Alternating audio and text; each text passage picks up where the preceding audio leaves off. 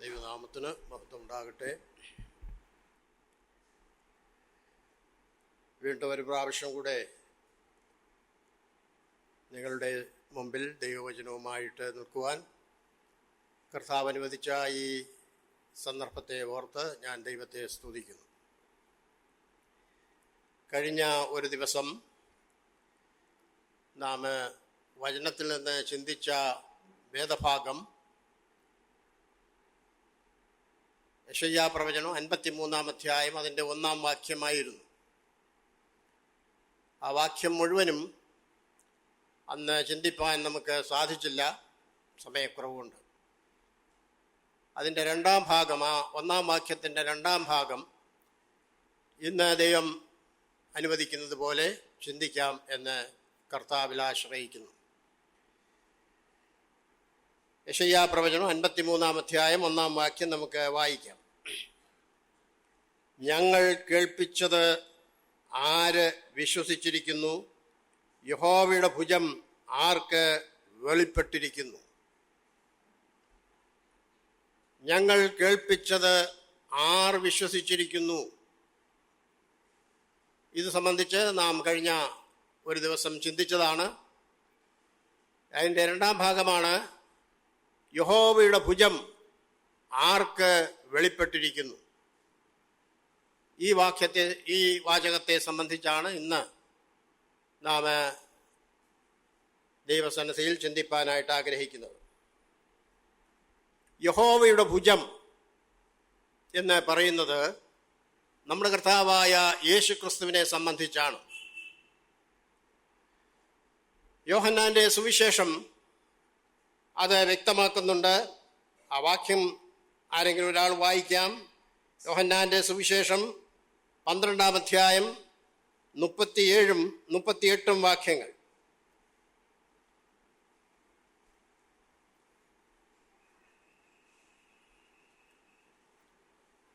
ഞാൻ തന്നെ വായിക്കാം.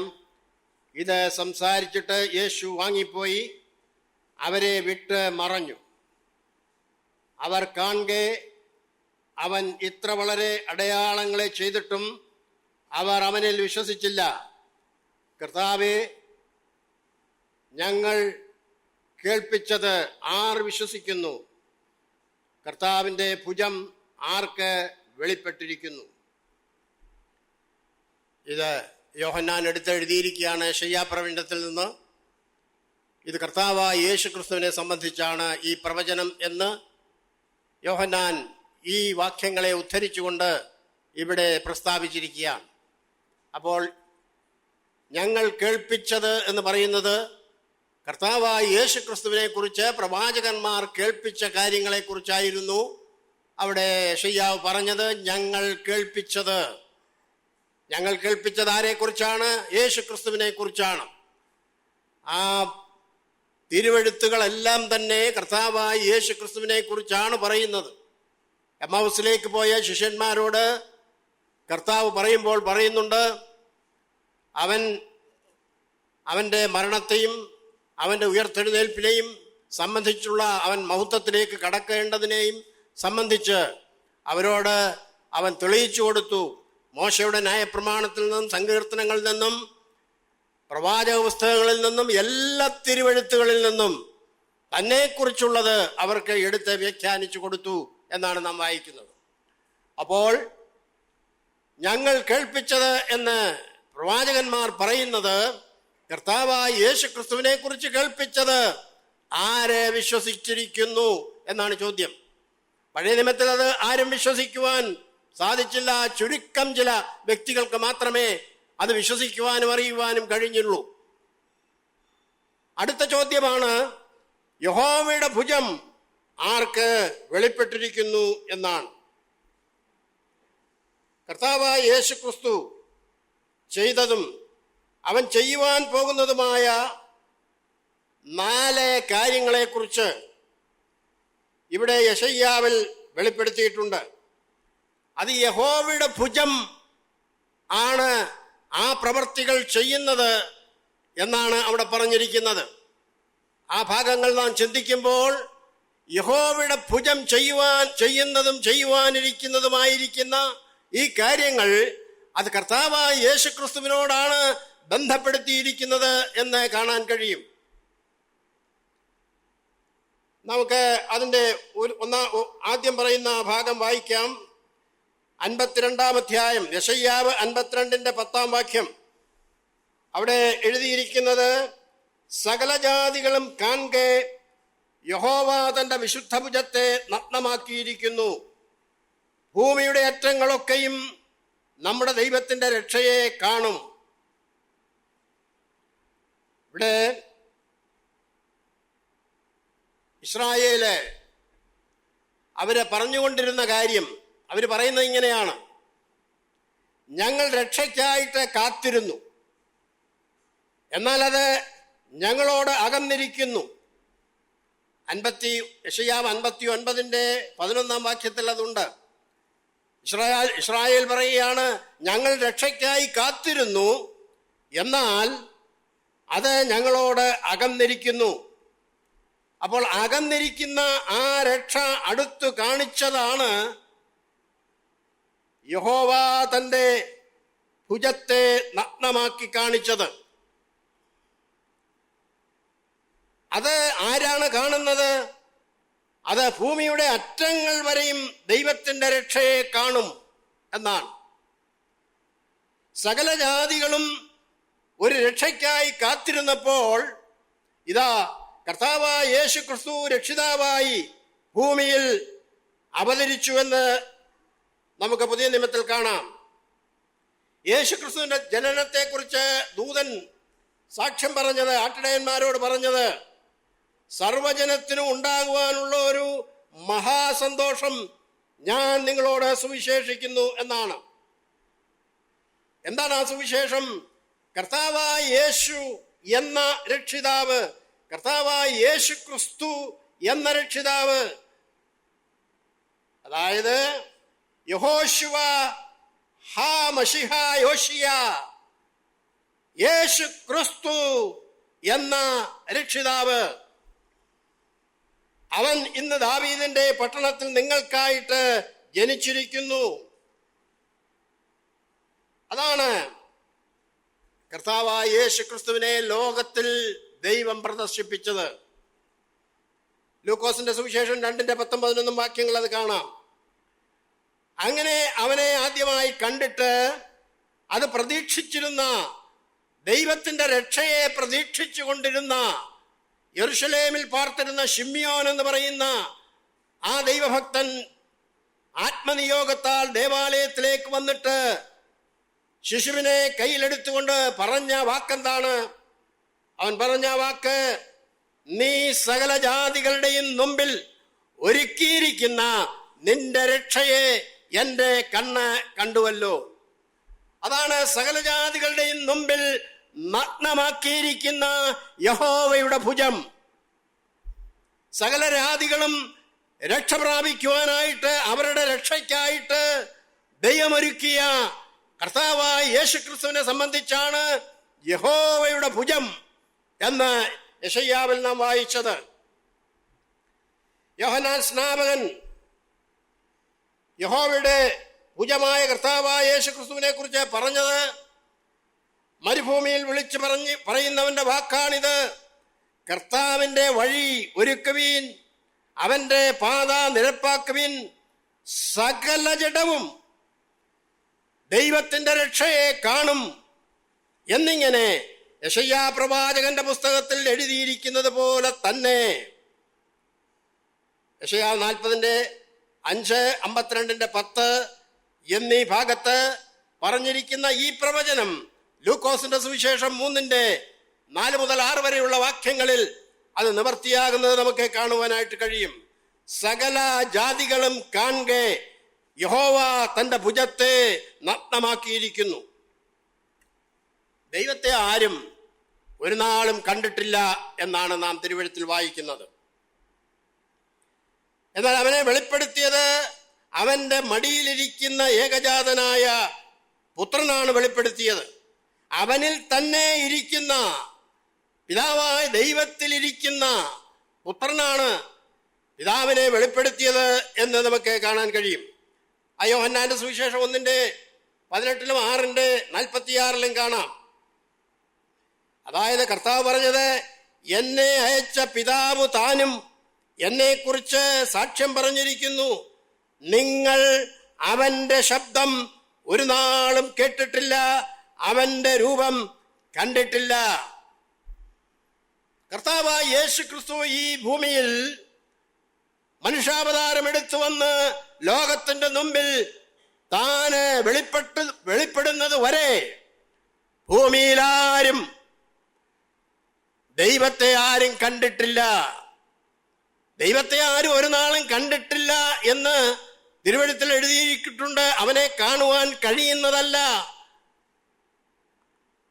അപ്പോസ്തലനായ പൗലോസ് തീമോഥെയോസിന്റെ ലേഖനത്തിൽ എഴുതിയിട്ടുണ്ട്, അവന് അദൃശ്യനായ ദൈവമാണ്, ആർക്കും അടുത്തുകൂടാത്ത വെളിച്ചത്തിൽ വസിക്കുന്നവൻ, മനുഷ്യരാരും കണ്ടിട്ടില്ലാത്തവനും ആർക്കും ഒരു നാളും കാണുവാൻ കഴിയാത്തവനുമായവനാണ് എന്ന് രേഖപ്പെടുത്തിയിട്ടുണ്ട്.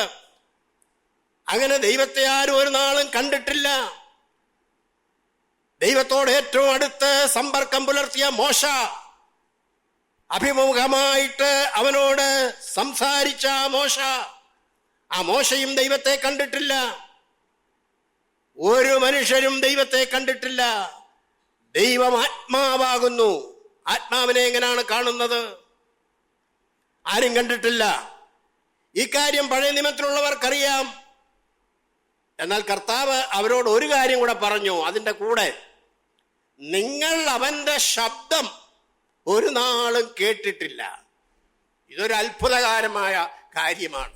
ദൈവത്തെ കണ്ടിട്ടില്ലെന്ന് മാത്രമല്ല, നിങ്ങൾ അവന്റെ ശബ്ദം ഒരു നാളും കേട്ടിട്ടില്ല. അപ്പൊ പിന്നെ ആദാം കേട്ടത് ആരുടെ ശബ്ദമാണ്?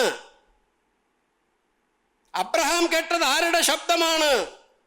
മോശ കേട്ടത് ആരുടെ ശബ്ദമാണ്? അവരോട് ചോദിക്കുക, നിങ്ങൾ ആരുടെ ശബ്ദമാ കേട്ടത്? നിങ്ങൾ ആരെയാ കണ്ടത്? അവര് പറയും, ഞങ്ങൾക്കറിയയില്ല, ഞങ്ങൾ ഒരു ശബ്ദം കേട്ടു. അതെ, ആദാം പറയും, ഞാൻ അവന്റെ ശബ്ദം കേട്ടിട്ടുണ്ട്, പക്ഷെ അവനെ കണ്ടിട്ടില്ല. അബ്രഹാം പറയും, അതിനു മുമ്പേ നോഹ പറയും, ഞാൻ ഒരുപാട് ശബ്ദം കേട്ടിട്ടുണ്ട്, അവനെ കണ്ടിട്ടില്ല. അബ്രഹാം പറയും, അനേക പ്രത്യക്ഷതകൾ എനിക്കുണ്ടായി, അവന്റെ ശബ്ദം ഞാൻ കേട്ടിട്ടില്ല.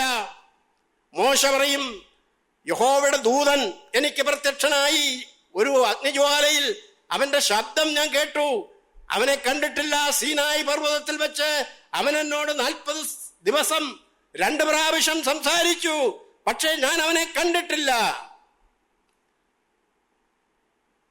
വലിയ പ്രവാചകനായ ഏലിയാവിനോട് ചോദിക്കുക, ഏലിയാ പറയും, ഞാൻ കണ്ടിട്ടില്ല. എന്റെ മുമ്പാകെ കൂടി ഞാൻ ഹോരേബിൽ ഒരു പർവ്വതത്തിൽ ഗുഹയിലായിരുന്നു, എന്റെ മുമ്പിൽ കൂടി ഒരു വലിയ കൊടുങ്കാറ്റ് പോയി, അതിൽ യഹോവ ഇല്ലായിരുന്നു. ഒരു വലിയ അഗ്നി കടന്നുപോയി, അതിൽ യഹോവ ഇല്ലായിരുന്നു. ഒരു വലിയ ഭൂകമ്പമുണ്ടായി, അതിൽ യഹോവ ഇല്ലായിരുന്നു. അത് കഴിഞ്ഞ് നേരിയ ഒരു ശബ്ദം കടന്നു വന്നു, അതിൽ യഹോവ ഉണ്ടായിരുന്നു. അപ്പോൾ യഹോവ ആരാണ്? ഒരു ശബ്ദം. ആ ശബ്ദത്തെക്കുറിച്ചാണ് യോഹന്നാൻ എഴുതിയിരിക്കുന്നത്.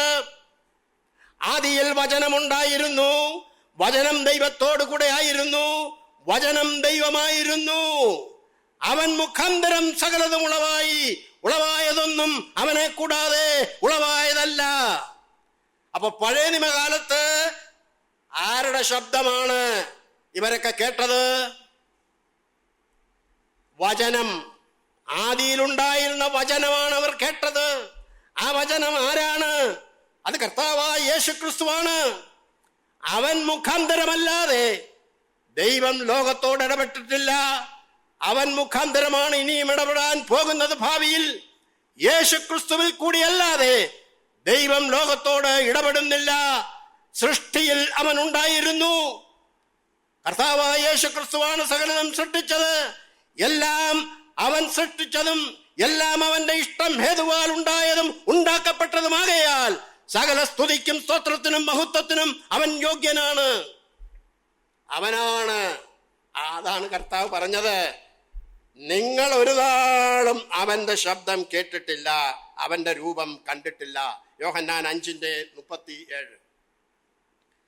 അപ്പോൾ അങ്ങനെ അദൃശ്യനായ, കാണുവാൻ കഴിയാത്ത അദൃശ്യനായ ദൈവത്തിന്റെ പ്രതിമയാണ് യേശു ക്രിസ്തു. കൊലോസ്യർ 1:15. അവനിലല്ലോ ദൈവത്തിന്റെ സർവസമ്പൂർണതയും ദേഹരൂപമായി വസിക്കുന്നത്.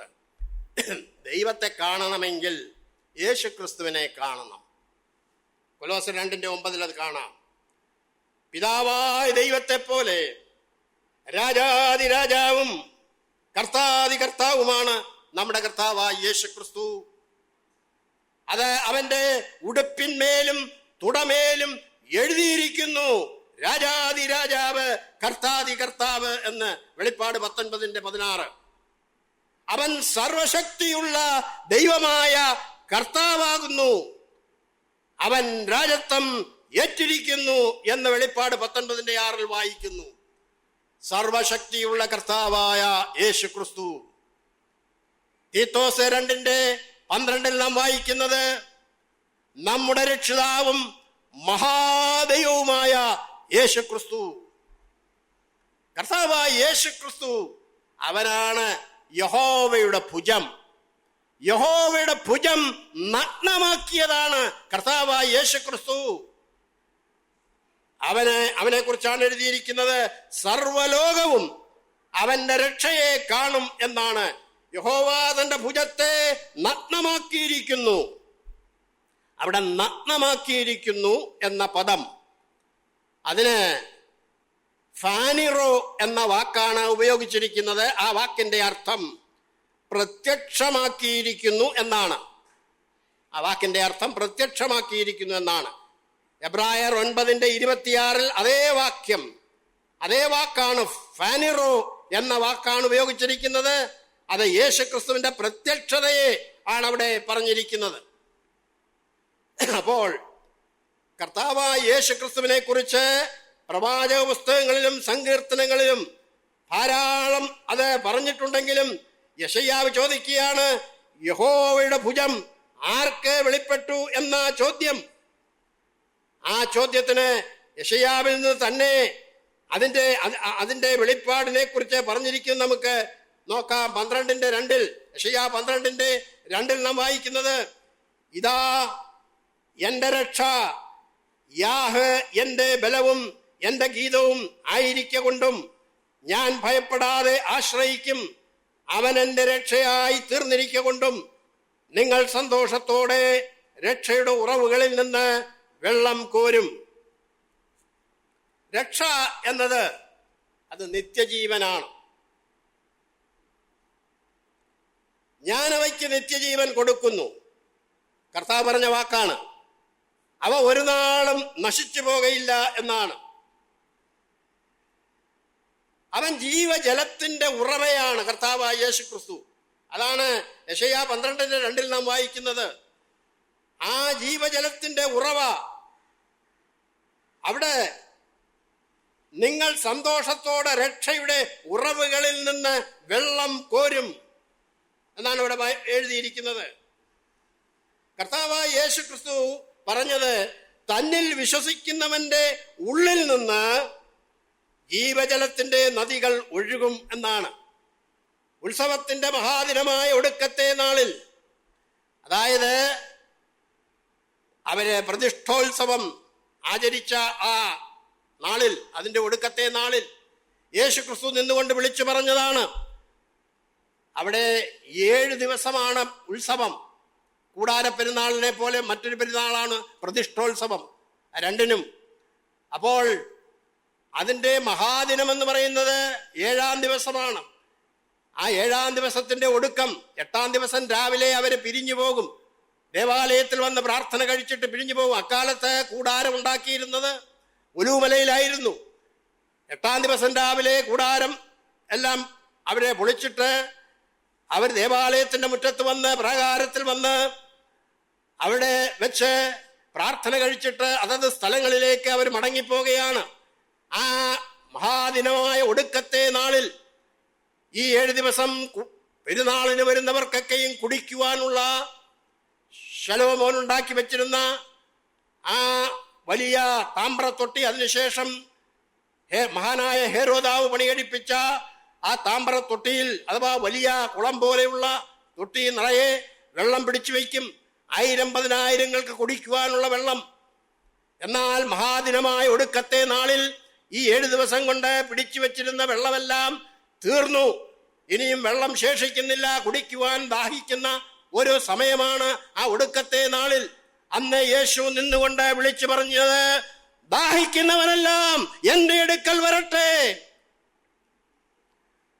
വാസ്തവത്തിൽ അവർക്ക് കുടിക്കുവാൻ ദാഹിക്കുന്ന ദിവസമാണ് ഒടുക്കത്തെ നാളിൽ, ആ 7 ദിവസത്തെ ഉത്സവം കഴിയുന്ന നാളിൽ.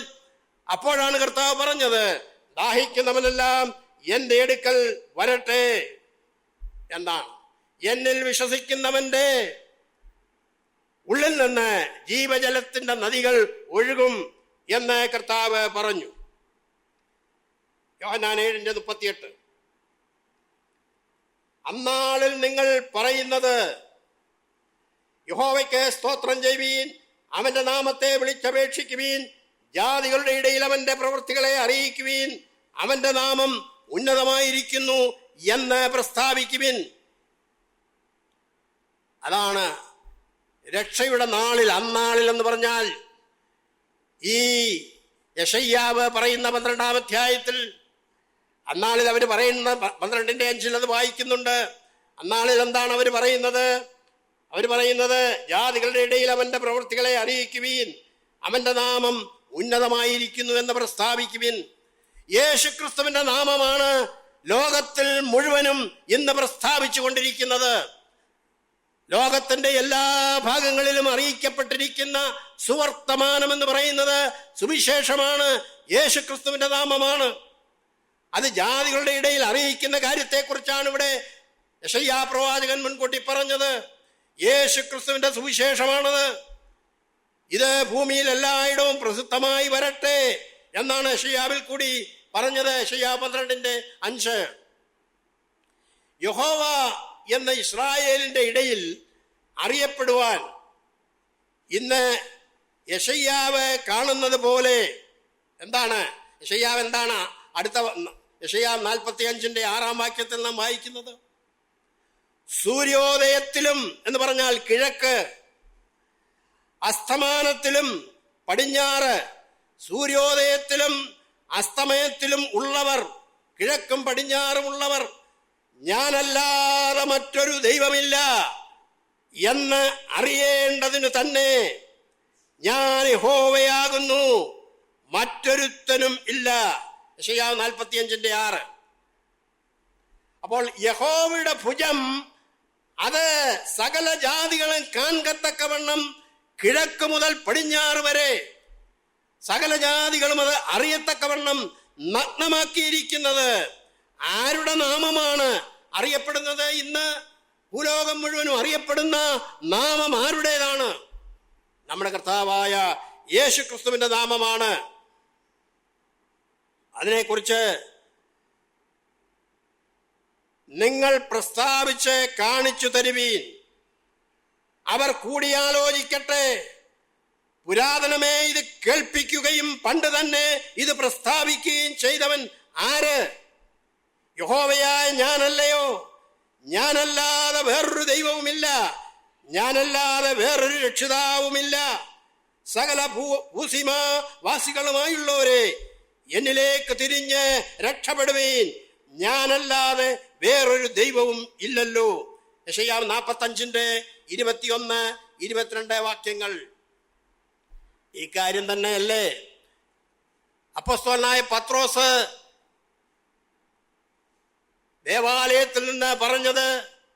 ദേവാലയത്തിലെ സന്നിധിയും സംഘത്തിന്റെ മുമ്പിൽ കൈകെട്ടപ്പെട്ടവരായിട്ട് മഹാപുരോഹിതന്മാരുടെ മുമ്പിൽ അന്നാസും കയ്യാഫാവും അലക്സണ്ടറും യോഹന്നാന്റെയും മുമ്പിൽ നിന്നുകൊണ്ട്, കൈകെട്ടപ്പെട്ടവനായിട്ട് നിന്നുകൊണ്ട് പത്രോസ് പറഞ്ഞത് എന്താണ്? മറ്റൊരുത്തനിലും രക്ഷയില്ല, നാം രക്ഷിക്കപ്പെടുവാൻ ആകാശത്തിന്റെ കീഴിൽ മനുഷ്യരുടെ ഇടയിൽ നൽകപ്പെട്ട മറ്റൊരു നാമവുമില്ല. ആ കാര്യം തന്നെയാണ് യെശയ്യാവ് വിളിച്ചു പറഞ്ഞത്. എന്താണ് യെശയ്യാവ് പറഞ്ഞത്? ഞാനല്ലാതെ മറ്റൊരു ദൈവവുമില്ല, ഞാനല്ലാതെ വേറൊരു രക്ഷിതാവുമില്ല. സകല ഭൂവാസികളുമായുള്ളവരെ എന്നിലേക്ക് തിരിഞ്ഞ് രക്ഷപ്പെടുവീൻ, ഞാനല്ലാതെ വേറൊരു ദൈവവുമില്ല. ഇതാണ് അപ്പോസ്തലന്മാർ പ്രസംഗിച്ചത്. ഈ കാര്യം തന്നെയാണ് പഴയ നിയമത്തിൽ എഴുതിയിരിക്കുന്ന. ഇതാണ് പുതിയ നിയമത്തിൽ അപ്പോസ്തലന്മാരെ മുഴുവനും ലോകം മുഴുവൻ നടന്ന് പ്രസംഗിച്ചത്. 12 അപ്പോസ്തലന്മാരെയും കർത്താവ് ആ 11 പേരെ അയക്കുമ്പോൾ ഒടുവിലായിട്ട് കർത്താവ് അവരോട് പറഞ്ഞത്, ഭൂലോകമൊക്കെയും പോയി എൻ്റെ സാക്ഷികളാകുവീൻ എന്നാണ്.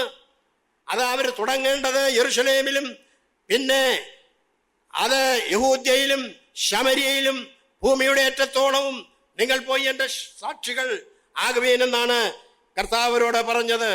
യെശയ്യാവ് തുടർന്ന് പറയുന്നു, അപ്പോസ്തലൻ ഈ കാര്യം പത്രോസ് പറഞ്ഞ കാര്യം തന്നെയാണ് അപ്പോസ്തലനായ പൗലോസ് എഴുതിയിരിക്കുന്നത്. 1 തീമോഥെയോസ് 1:15 അപ്പോസ്തലനായ പൗലോസ് എഴുതിയിരിക്കുന്നത് എന്താണ്? യേശു ക്രിസ്തു പാപികളെ രക്ഷിക്കുവാൻ ലോകത്തിൽ വന്നു എന്നുള്ളത് വിശ്വാസ്യവും എല്ലാവരും അംഗീകരിക്കുവാൻ യോഗ്യതുമായ വചനം തന്നെ. യേശു ക്രിസ്തു അല്ലാതെ മറ്റൊരു രക്ഷിതാവുമില്ല. അത് വിശ്വാസയോഗ്യമായ കാര്യമാണ്. യെശയ്യാവ് തുടർന്ന് അടുത്ത വാക്യത്തിൽ പറയുന്നത്, ഞാനല്ലാതെ വേറൊരു ദൈവമില്ല എന്ന് പറഞ്ഞിട്ട് പറയുകയാണ്, എന്നാണ് എൻ്റെ മുമ്പിൽ ഏത് മുഴങ്കാലും മടങ്ങും, ഏതു നാവും സത്യം ചെയ്യും എന്നിങ്ങനെ എൻ്റെ വായിൽ നിന്ന് നീതിയും മടങ്ങാത്തിയൊരു വചനവും പുറപ്പെട്ടിരിക്കുന്നു. യെശയ്യാവ് 45:23 അടുത്ത വാക്യത്തിൽ പറയുകയാണ്.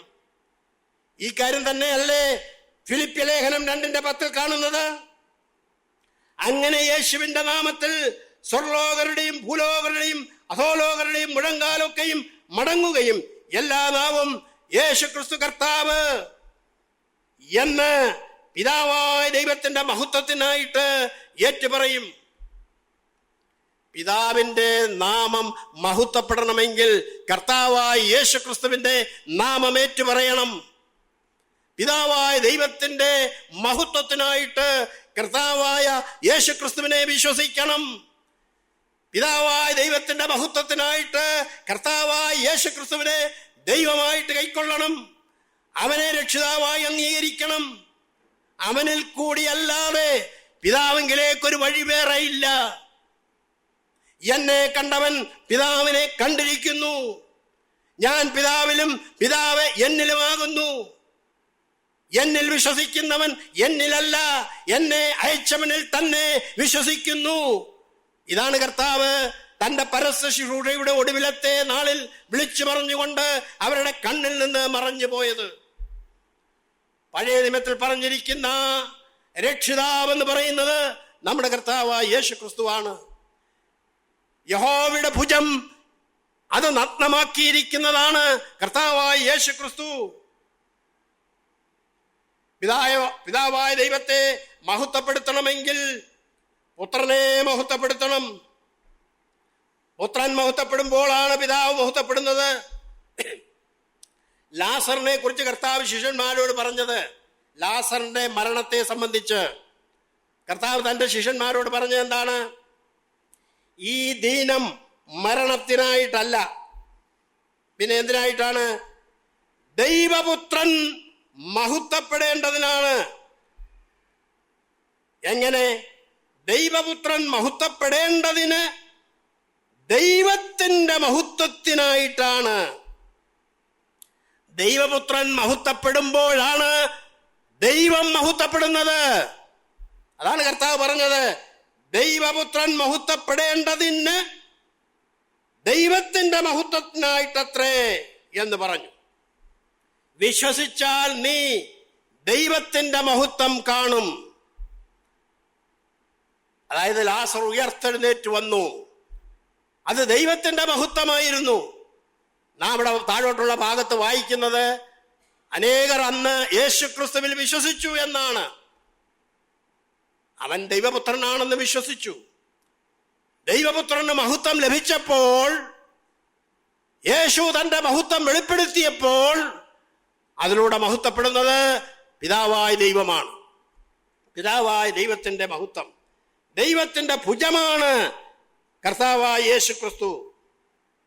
ദൈവത്തിന്റെ മഹത്വം യേശു ക്രിസ്തുവാണ്. ദൈവം ആരാണ്? ദൈവം പറഞ്ഞ എന്താണ്? ഞാൻ എൻ്റെ മഹത്വം ആർക്കും വിട്ടുകൊടുക്കയില്ല എന്നാണ് പറഞ്ഞത്. അത് 2 വട്ടം പറഞ്ഞിട്ടുണ്ട്. യെശയ്യാവ് 48:11 യെശയ്യാവ് 42:8 ദൈവം പറഞ്ഞതാണ്, ഞാൻ എൻ്റെ മഹത്വം ആർക്കും വിട്ടുകൊടുക്കയില്ല. ദൈവമിതാ തൻ്റെ മഹത്വം പുത്രനിലൂടെ വെളിപ്പെടുത്തുകയാണ്. എല്ലാറ്റിലും ദൈവം, നാം വായിക്കുന്നുണ്ടല്ലോ, എല്ലാറ്റിലും, സകല കാര്യത്തിലും, എല്ലാറ്റിലും ദൈവം യേശു ക്രിസ്തു മൂലം മഹത്വപ്പെടുന്നു. 1 പത്രോസ് 4:11 സകല കാര്യത്തിലും, ഈ ലോകത്തിലുള്ള, വരുവാനുള്ള ലോകത്തിലുള്ള, സ്വർഗത്തിലുള്ള സകല കാര്യത്തിലും, എല്ലാറ്റിലും ദൈവം മഹത്വപ്പെടുന്നത് യേശു ക്രിസ്തു മൂലം മഹത്വപ്പെടുന്നു. 1 പത്രോസ് 4:11 ഇത് കർത്താവ്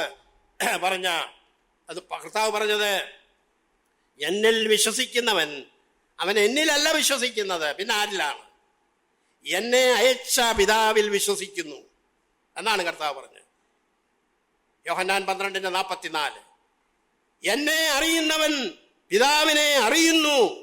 യോഹന്നാൻ 14:7 എന്നെ കണ്ടവൻ പിതാവിനെ കണ്ടിരിക്കുന്നു.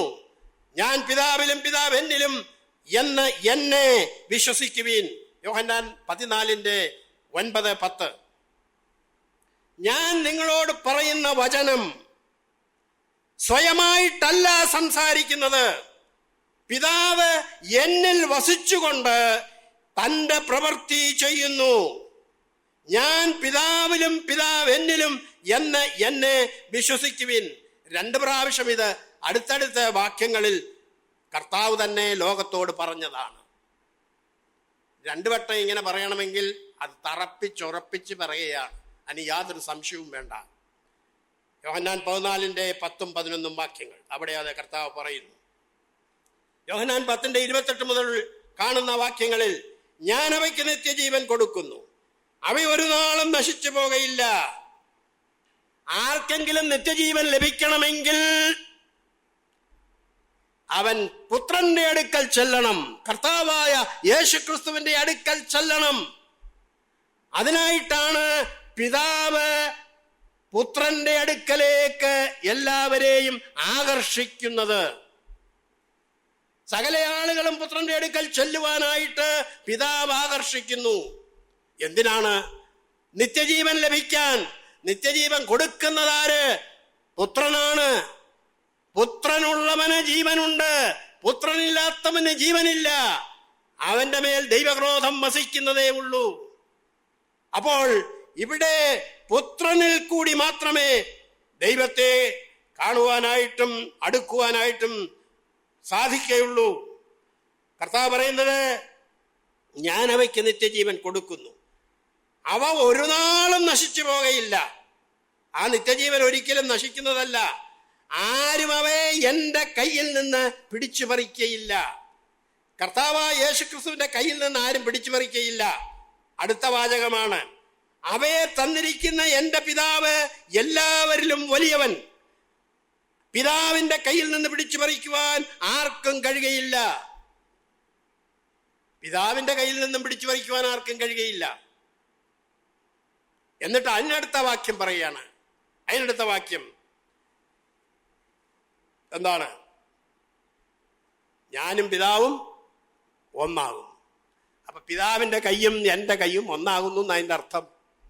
എൻ്റെ കയ്യിലും പിതാവിന്റെ കയ്യിലുമാണ് നിങ്ങളുടെ നിത്യജീവൻ ഇരിക്കുന്നത് എന്നാണ് കർത്താവ് ഇവിടെ പറഞ്ഞിരിക്കുന്നത്. അത് തന്നെയാണ് കൊലോസ്യ ലേഖനം 3:3 നാം വായിക്കുന്നത്. നിങ്ങൾ മരിച്ച് നിങ്ങളുടെ ജീവൻ ക്രിസ്തുവിനോട് കൂടെ ദൈവത്തിൽ മറഞ്ഞിരിക്കുന്നു. ക്രിസ്തുവിനോട് കൂടെ ദൈവത്തിൽ മറഞ്ഞിരിക്കുന്നു.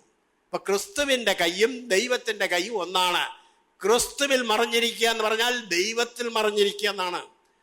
പിതാവിന്റെ കയ്യിലിരിക്കുക, പുത്രന്റെ കയ്യിലിരിക്കുക. അനേക വേദഭാഗങ്ങൾ ഇങ്ങനെ പറയുവാൻ സമയമില്ലാത്തത് കൊണ്ട് ഞാൻ വിടുകയാണ്. ദൈവത്തിന്റെ സകല പ്രവൃത്തികളും പുത്രനിലൂടെ ദൈവം ചെയ്യുകയാണ്. കർത്താവ് പറഞ്ഞത്, ഏകസത്യ ദൈവമായ നിന്നെയും നീ അയച്ച യേശു ക്രിസ്തുവിനെയും അറിയുന്നത് തന്നെ നിത്യജീവനാകുന്നു. യോഹന്നാൻ 17:3. പിതാവിനോട് പ്രാർത്ഥിക്കുന്ന പ്രാർത്ഥനയാണ്. എന്നിട്ട് പറയുകയാണ്, അടുത്തത് ശ്രദ്ധിക്കേണ്ടതാണ്, അവർ ഈ ഭൂമിയിൽ ഈ ലോകത്തിൽ ഇരിക്കുന്നു. പിന്നീട്, നീ എനിക്ക് തന്നിരിക്കുന്ന നിന്റെ നാമത്തിൽ അവരെ കാത്തുകൊള്ളണമേ. നീ എനിക്ക് തന്നിരിക്കുന്ന നിന്റെ നാമത്തിൽ അവരെ കാത്തുകൊള്ളണമേ. എന്തുവാ യേശുക്രിസ്തുവിന്റെ നാമം? യേശുക്രിസ്തുവിന്റെ നാമം ഇത് തന്നെയാണ്. യേശുക്രിസ്തു, കർത്താവായ യേശുക്രിസ്തു, അതാണ് അവന്റെ പൂർണ്ണമായ നാമം. കർത്താവായ യേശുക്രിസ്തു. അത് ആരുടെ നാമമാ? നീ എനിക്ക് തന്നിരിക്കുന്ന നിന്റെ നാമമാണ്. നീ എനിക്ക് തന്നിരിക്കുന്ന നിന്റെ നാമം. പിതാവിന്റെ നാമം എന്തുവാണ്? പഴയ നിയമത്തിൽ യഹോവ എന്ന് ദൈവത്തെ അറിഞ്ഞിരുന്നു. പക്ഷേ പിതാവിന്റെ നാമം എന്താണ്? പുത്രന്റെ നാമം നാം അറിയുന്നു, കർത്താവായ യേശു ക്രിസ്തു. അതുപോലെ പരിശുദ്ധാത്മാവിന്റെ നാമം എന്താണ്? പരിശുദ്ധാത്മാവിന് പ്രത്യേക നാമമുണ്ടോ? പരിശുദ്ധ ആത്മാവ്. പിതാവായ ദൈവം. പിതാവായ ദൈവത്തിന് പഴയ നിയമത്തിൽ വിളിച്ചിരുന്ന പേര്, അതിന് ഏകസത്യ ദൈവത്തെ വിളിച്ചിരുന്ന പേര് യഹോവ എന്നായിരുന്നു. യഹോവ എന്നുള്ളത് ഒരു പ്രത്യേക പേരായിട്ടല്ല, സ്വയംഭൂ എന്നാണ് ആ വാക്ക്. സ്വയംഭൂ, അതായത് ഞാനാകുന്നവൻ ഞാനാകുന്നു. ആ യഹോവ എന്നുള്ള വാക്ക് അവർ വിളിച്ചിട്ടില്ല, അവർ വിളിക്കത്തില്ല. അതിന് പകരം അതിൻ്റെ 4 അക്ഷരങ്ങൾ മാത്രമേ പറയൂ. ആ 4 അക്ഷരങ്ങൾ മാത്രമേ പഴയ നിയമത്തിൽ എഴുതിയിട്ടുള്ളൂ. അത് കാണുമ്പോൾ അവർ അഡോനായി എന്നാണ് ഉച്ചരിക്കുന്നത്, യഹോവ എന്നല്ല. യഹോവ എന്നവരെ ആണ്ടിൽ 2 വട്ടം ഉച്ചരിക്കും. അത് മഹാപുരോഹിതൻ മാത്രമേ ഉച്ചരിക്കൂ. അത് മഹാപാപ പരിഹാര ദിവസം മഹാപുരോഹിതൻ തൻ്റെ പാപങ്ങളുടെ പരിഹാരത്തിന് വേണ്ടി കാളയുടെ രക്തവുമായിട്ട് അതിവിശുദ്ധ സ്ഥലത്ത് പ്രവേശിക്കുമ്പോൾ അവിടെ വെച്ച് 1 പ്രാവശ്യം യഹോവ എന്ന് ഉച്ചരിക്കും. അത് കഴിഞ്ഞ് പിന്നെ വന്ന് ആട്ടുകൊറ്റന്റെ രക്തവുമായിട്ട് ജനത്തിനു വേണ്ടി അവരുടെ പാപപരിഹാരത്തിനായിട്ട് 2ാമത് അന്നേ ദിവസം തന്നെ അതിവിശുദ്ധ സ്ഥലത്ത് പ്രവേശിക്കുമ്പോൾ അവിടെ വെച്ച് മഹാപുരോഹിതൻ പിന്നെയും യഹോവ എന്ന വാക്കുച്ചരിക്കും. ആണ്ടിൽ 2 പ്രാവശ്യം മാത്രം മഹാപുരോഹിതൻ മാത്രം ഉച്ചരിക്കുന്ന പേരാണ് യഹോവ. അതിൻ്റെ അർത്ഥം സ്വയംഭൂ എന്നാണ്. അതാണ് ഇന്ന് രാവിലെ നാം കേട്ടത്. ദൈവം അനാദിയായ ദൈവമാണ്, അവൻ സ്വയംഭൂവാണ്. നാം അതുകൊണ്ടാണ് യേശു ക്രിസ്തുവിനെ ലോകത്തിന് വെളിപ്പെടുത്തിയത്. എന്തിനാണ്? സത്യദൈവത്തെ ലോകത്തിന് അറിയിക്കുവാൻ വേണ്ടിയാണ് യേശു ക്രിസ്തുവിനെ ദൈവം ലോകത്തിന് വെളിപ്പെടുത്തിയത്. യഹോവ തന്റെ ഭുജത്തെ നഗ്നമാക്കി. യഹോവയുടെ ഭുജം ആർക്ക് വെളിപ്പെട്ടു? പ്രവാചകൻ ചോദിക്കുകയാണ്, ആർക്കെങ്കിലും വെളിപ്പെട്ടിട്ടുണ്ടോ? യഹോവയുടെ ഭുജം ആർക്ക് വെളിപ്പെട്ടു? ഈ ചോദ്യം ഇന്നും ശേഷിക്കുകയല്ലേ ലോകത്തിന്റെ മുമ്പിൽ. യഹോവയുടെ ഭുജം ആർക്കാണ് വെളിപ്പെട്ടിരിക്കുന്നത്? അത് രക്ഷിക്കപ്പെട്ട പുതിയ നിയമവിശ്വാസികൾക്ക് അവർക്ക് വെളിപ്പെട്ടിട്ടുണ്ട്. കർത്താവായ യേശു ക്രിസ്തുവാണ് ആ ഭുജം. പുത്രനെ നിഷേധിക്കുന്നവന്, പുത്രനെ വേണ്ട എന്ന് പറയുന്നവന് പിതാവ് ഇല്ല എന്നാണ് എഴുതിയിരിക്കുന്നത്. പുത്രനെ നിഷേധിക്കുന്നവന് പിതാവില്ല, പുത്രനെ സ്വീകരിക്കുന്നവന് പിതാവുമുണ്ട്. 1 യോഹന്നാൻ 2:23. യേശു ദൈവപുത്രൻ എന്ന് സ്വീകരിക്കുന്നവനിൽ ദൈവവും അവൻ ദൈവത്തിലും വസിക്കുന്നു. 1 യോഹന്നാൻ 4:15. നമ്മുടെ കർത്താവ് അവനെക്കുറിച്ച് പറഞ്ഞിരിക്കുന്നത്, നീ എനിക്ക് ദാസനാണ്. യേശുക്രിസ്തുവിനെ കുറിച്ച് യഹോവയുടെ ഭുജമെന്നും യഹോവയുടെ ദാസനെന്നും പറഞ്ഞിട്ടുണ്ട്. നീ എനിക്ക് ദാസനായിരിക്കുന്നത് പോരാ. അങ്ങനെയുണ്ട് വാക്യം. പിന്നെയോ യെശയ്യാവ് 49:6, നീ എനിക്ക് ദാസനായിരിക്കുന്നത് പോരാ, എന്റെ രക്ഷ ഭൂമിയുടെ അറ്റത്തോളം എത്തേണ്ടതിന് ഞാൻ നിന്നെ ജാതികൾക്ക് പ്രകാശമാക്കിയിരിക്കുന്നു. യെശയ്യാവ് 49:6. ഇത് തന്നെയാണ് കർത്താവ് ലോകത്തോട് വിളിച്ചു പറഞ്ഞത്, ഞാൻ ലോകത്തിന്റെ വെളിച്ചമാകുന്നു. ലോകത്തിന് പ്രകാശമാക്കി വെച്ച നമ്മുടെ കർത്താവായ യേശു ക്രിസ്തു, അവനിൽ വിശ്വസിക്കുന്നവർ വെളിച്ചത്തിന്റെ മക്കളാണ്. ആരാണ് വെളിച്ചത്തിന്റെ പിതാവ്? സ്വർഗീയ പിതാവാണ്. ആ യേശുക്രിസ്തുവിൽ വിശ്വസിക്കുന്നവൻ സ്വർഗീയ പിതാവായ വെളിച്ചത്തിന്റെ മക്കളായി തീരുകയാണ്.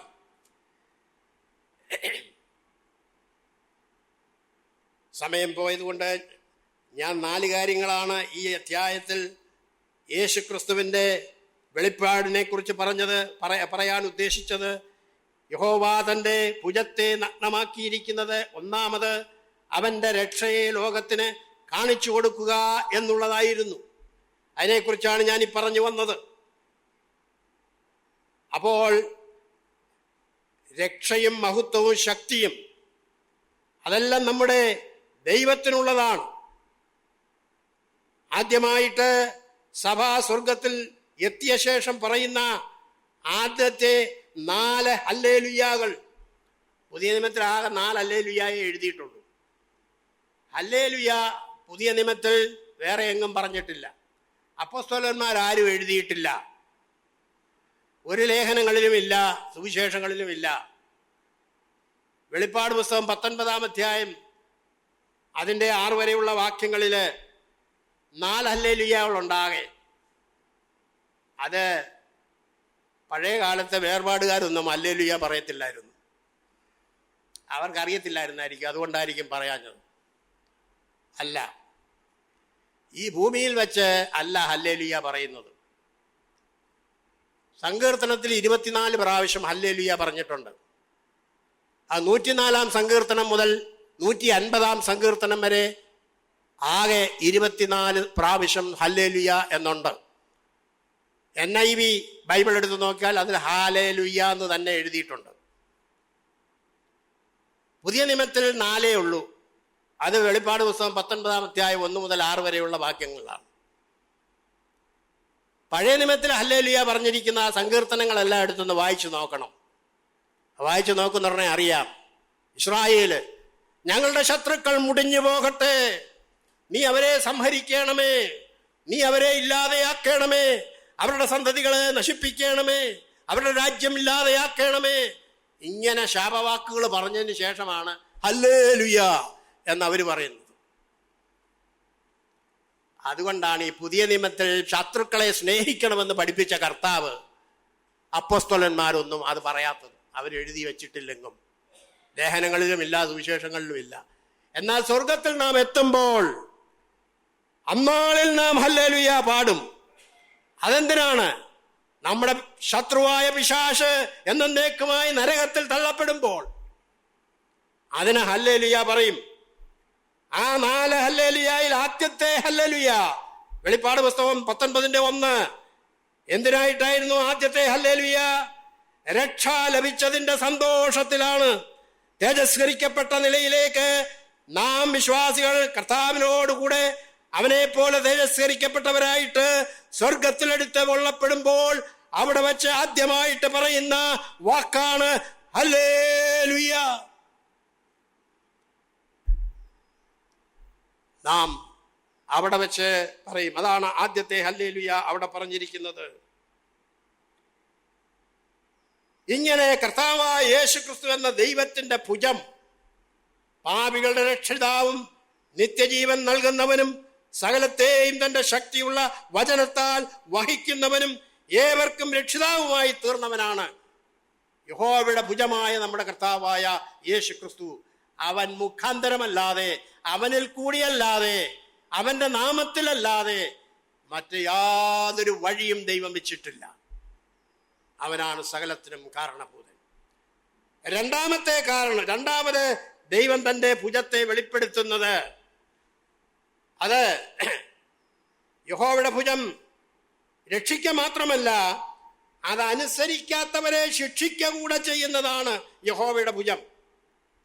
അത് ന്യായം വിധിക്കുന്ന ഭുജമാണ്. യെശയ്യാ 51:9 ഞാൻ വാക്യം വായിച്ചിട്ട് വിടുകയാണ്. യഹോവയുടെ ഭുജമേ ഉണരുക, ഉണരുക, ശക്തി ധരിച്ചു കൊള്ളുക, പൂർവകാലത്തും പണ്ടത്തെ തലമുറകളിലും എന്ന പോലെ ഉണരുക. രഹബിനെ വെട്ടി മഹാസർപ്പത്തെ കുത്തിക്കളഞ്ഞത് നീയല്ലയോ? സാത്താനെയും എതിർ ക്രിസ്തുവിനെയും സാത്താനെയും അഗ്നിതടാകത്തിൽ തള്ളുകയും സകല ദുഷ്ടന്മാരെയും വെള്ളസിംഹാസനത്തിന്റെ മുമ്പിൽ കൊണ്ടുവന്ന് ന്യായം വിധിച്ച് നിത്യനരകത്തിലേക്ക് അന്ത്യന്യായ വിധിയിൽ തള്ളുകയും ചെയ്യുന്നവൻ യഹോവയുടെ ഭുജമായ നമ്മുടെ കർത്താവായ യേശു ക്രിസ്തുവാണ്. അവനാണ് ന്യായാധിപതി. അവൻ രക്ഷിതാവ് മാത്രമല്ല, അവൻ ന്യായാധിപതി കൂടിയാണ്. അവന്റെ ന്യായം വിധിക്കുന്ന ഭുജത്തെക്കുറിച്ച് പഴയ നിയമത്തിൽ അനേക ഭാഗങ്ങളുണ്ട്. അവയെക്കുറിച്ച് പറയുവാനായിട്ട് എനിക്ക് സമയം ഇല്ല. മൂന്നാമത്തേത്, സിയോനെ യഥാസ്ഥാനപ്പെടുത്തുന്ന യഹോവയുടെ ഭുജം.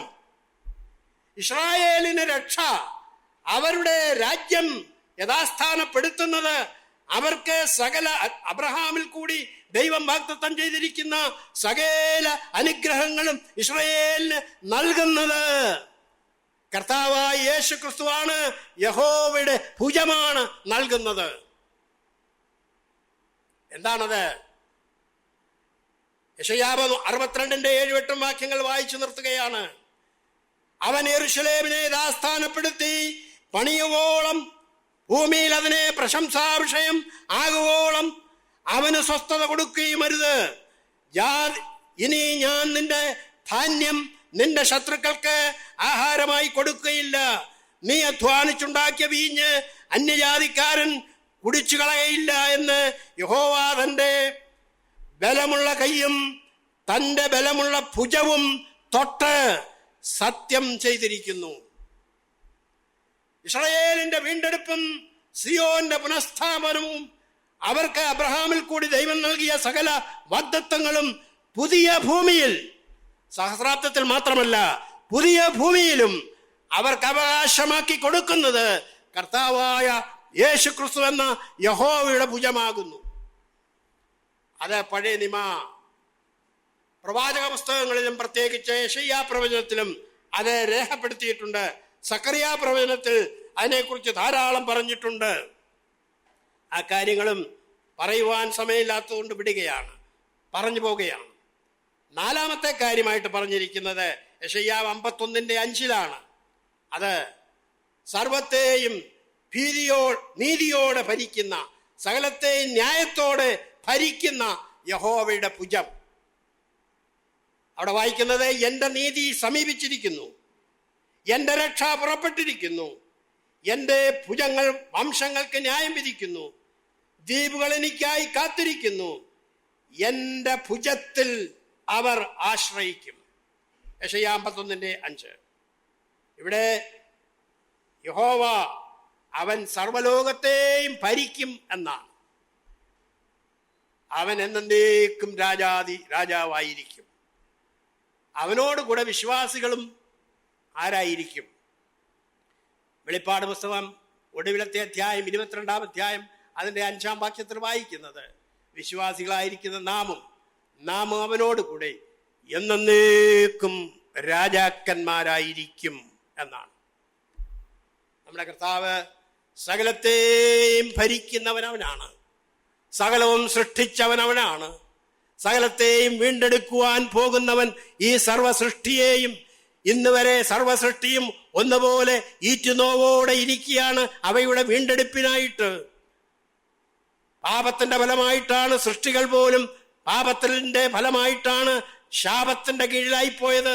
മുള്ളും പറക്കാരെയും മുളയ്ക്കുന്നതും സകല ജീവജാലങ്ങളും തമ്മിൽ ശത്രുക്കളാകുന്നതും മനുഷ്യനുമായിട്ട് ശത്രുക്കളായിരിക്കുന്നതും എല്ലാം പാപത്തിന്റെ ഫലമായിട്ടാണ്.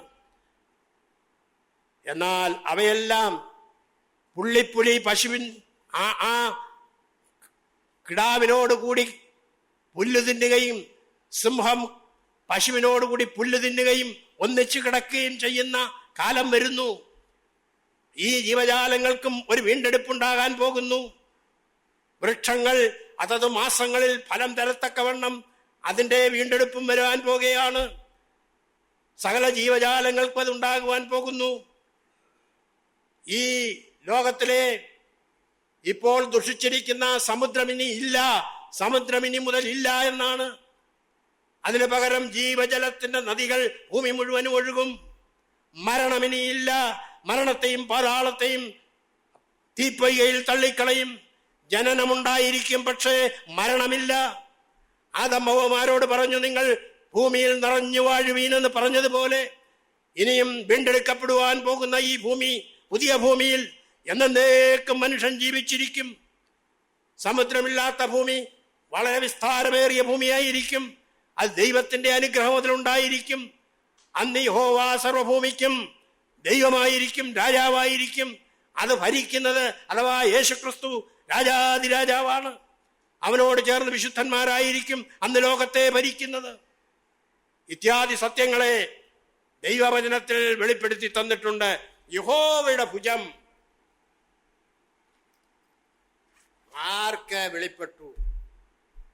യെശയ്യാവ് ചോദിക്കുകയാണ്, യഹോവയുടെ ഭുജം ആർക്ക് വെളിപ്പെട്ടു?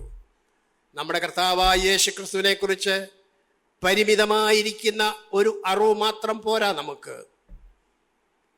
പൗലോസ് പറയുന്നത്, എൻ്റെ കർത്താവായ യേശുക്രിസ്തുവിനെ കുറിച്ചുള്ള പരിജ്ഞാനത്തിന്റെ ശ്രേഷ്ഠത നിമിത്തം ഞാൻ സകലതും ഛേദം എന്ന് എണ്ണുന്നു. ആ പരിജ്ഞാനത്തിന്റെ ശ്രേഷ്ഠതയുടെ വലിപ്പത്തെ പോലെ അത്രത്തോളം വലിപ്പം മറ്റൊന്നുമില്ല, ഈ ലോകം പോലുമില്ല. അതാണ് പ്രവാചകന്മാർ പോലും ചോദിച്ചത്, യഹോവയുടെ ഭുജത്തെ ആർക്ക് വെളിപ്പെട്ടിരിക്കും? വരുന്ന നാളുകളിൽ യഹോവയുടെ ഭുജമായ നമ്മുടെ കർത്താവായ യേശുക്രിസ്തുവിനെ കുറിച്ച് കൂടുതൽ അറിയുവാനും അവൻ്റെ മഹത്വത്തെ നമുക്ക് വെളിവാഴുവാനും ദൈവം നമ്മെ സഹായിക്കട്ടെ. ദൈവത്തിൻ്റെ പരിശുദ്ധാത്മാവ് നമ്മുടെ ഹൃദയങ്ങളോട് വാദിക്കട്ടെ. അവനെക്കുറിച്ച് നമുക്ക് വെളിപ്പെടുത്തി തരട്ടെ. പരിശുദ്ധാത്മാവ് വരുമ്പോൾ എന്നെക്കുറിച്ചുള്ളത് നിങ്ങൾക്ക് എടുത്ത് അറിയിക്കും എന്നാണ് കർത്താവ് പറഞ്ഞത്. പരിശുദ്ധാത്മാവ് വരുമ്പം മറ്റു ചില കാര്യങ്ങളൊക്കെ ചെയ്യുമെന്നല്ല, പുറമേ കാണുന്ന ചില കാര്യങ്ങളൊക്കെ ചെയ്യുമെന്നല്ല, എന്നെക്കുറിച്ചുള്ളത് നിങ്ങൾക്ക് എടുത്ത് അറിയിക്കും. അവൻ എന്നെ മഹത്വപ്പെടുത്തും, നിങ്ങളും മഹത്വപ്പെടുത്തുവീൻ എന്നാണ് പറഞ്ഞത്. അതാ പരിശുദ്ധാത്മാവ് ചെയ്യുന്നത്. പരിശുദ്ധാത്മാവിൻ്റെ പ്രവൃത്തി പോലും ഇന്ന് ആൾക്കും എന്താണെന്ന് മനസ്സിലാകാതെ യേശു ക്രിസ്തുവിനെ കുറിച്ചുള്ള ആ പ്രാധാന്യം മനുഷ്യന് ഇല്ലാതെ പോയിരിക്കുകയാണ്. ആകയാൽ ആ ചോദ്യം നമ്മുടെ ഹൃദയത്തിൽ, ആ ചോദ്യം നമ്മുടെ ഹൃദയത്തിലും തെളിഞ്ഞു കിടക്കട്ടെ. യഹോവയുടെ ഭുജം ആർക്ക് വെളിപ്പെട്ടിരിക്കുന്നു? ദൈവനാമം വാഴ്ത്തപ്പെടുമാറാകട്ടെ.